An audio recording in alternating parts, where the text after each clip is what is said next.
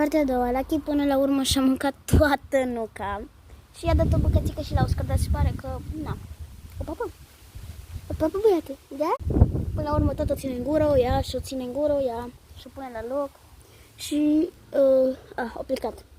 Am și o pisică pe nume Bela, dar din păcate a plecat, era sub trambulină mai înainte și pentru că l-a auzit pe Lucky că mănâncă, nu-i nucă asta, mami, nu-i nucă, e coază, da. Da, Lucky sparge năci. Apați nuca. Pață. Da? Vă place tatuajul meu făcut de mine cu harioci. Ostia. Până la urmă, Oscar mai are doar o singură bucată. Oscar, uite-ți. Lucky, aia nu nucă, nu-i nucă, nu. Mă duc să-i aduc nuci la Lucky. I-am adus 2 duci, dar din păcate se termină timpul. Deci, pa, ne vedem imediat cu partea a treia. Pa!